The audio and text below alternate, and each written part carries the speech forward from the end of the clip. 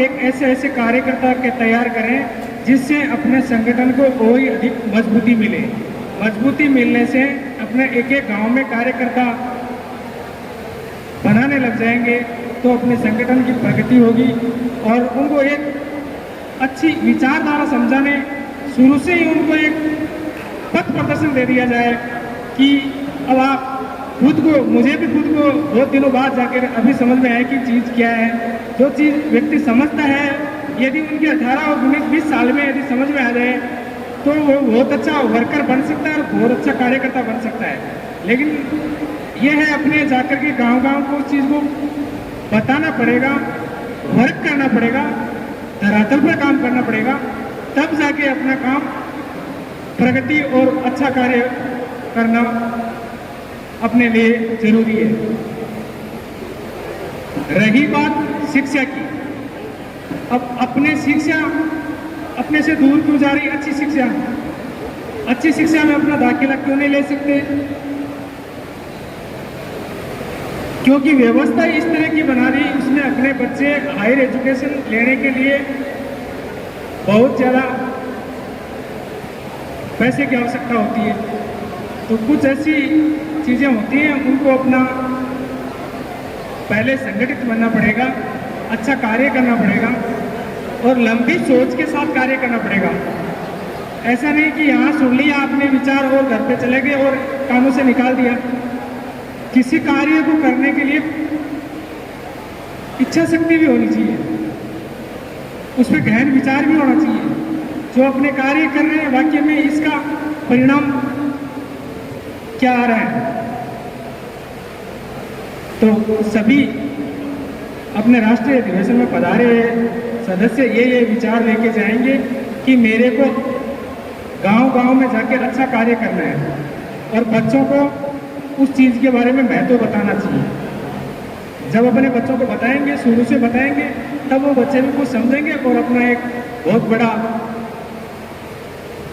जन सैलाब भी बन जाएगा। आज हमारा जो समाज है सबसे ज्यादा अंधविश्वास में घिरा हुआ है, तो हमें अपना अंधविश्वास को जब तक हम अपने घर से नहीं निकालेंगे तो हम किसी भी संगठन को सफल नहीं बना सकते। आज हमारी माताएं बहनें वो सारे सब अंधविश्वास में घिरी हुई हैं।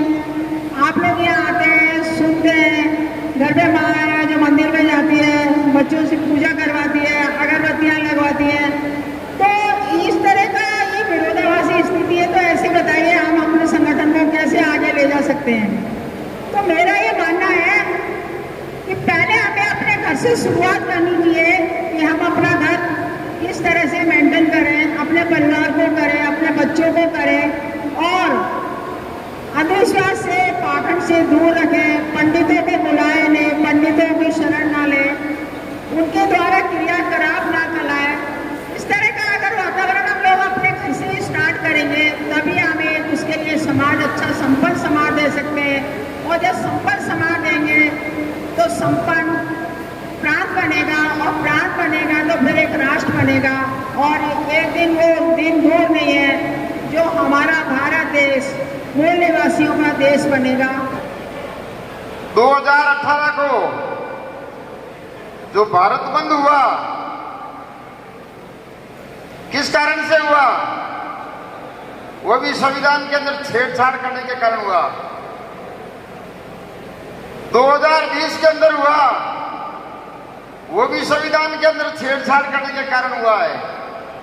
और इसी 21 अगस्त को जो भारत बंद का ऐलान किया और संपूर्ण भारत शांति प्रिय ढंग से बंद हुआ, वो भी संविधान के अंदर छेड़छाड़ करने से ही हुआ है। प्रिय साथियों, जो ये रिजर्वेशन है ना, ये रिजर्वेशन कोई आर्थिक आधार के ऊपर नहीं है। ये रिजर्वेशन अनटचेबिलिटी जातीय आधार के ऊपर है। सामाजिक व्यवस्था और आर्थिक व्यवस्था, जब आर्थिक व्यवस्था अच्छी हुई है थोड़ी बहुत, लेकिन सामाजिक व्यवस्था अच्छी नहीं हुई है। लेकिन जब तक ये सामाजिक व्यवस्था अच्छी नहीं होगी तब तक ये रिजर्वेशन बरकरार रहेगा। अब ये रिजर्वेशन, इनको ये तो पूछो कि इतनी जातियां हैं, 1200 और कुछ जातियां हैं सलूकस के अंदर। आपको पता होना चाहिए कि राजस्थान के अंदर गुलसार जातियां है और उसके अंदर भी अब ये कहते हैं कि ये क्रिमिनल और नॉन क्रिमिनल हो, ठीक है। तो ये क्रिमिनल और नॉन क्रिमिनल, एक जो 8 लाख की आय वाला, उस 8 लाख की आय वाला को तो एक क्रिमिनल घोषित करते हैं और एक या 8 लाख वाले को नॉन क्रिमिनल घोषित करते हैं। ये कैसा न्याय है इनकी तरफ से?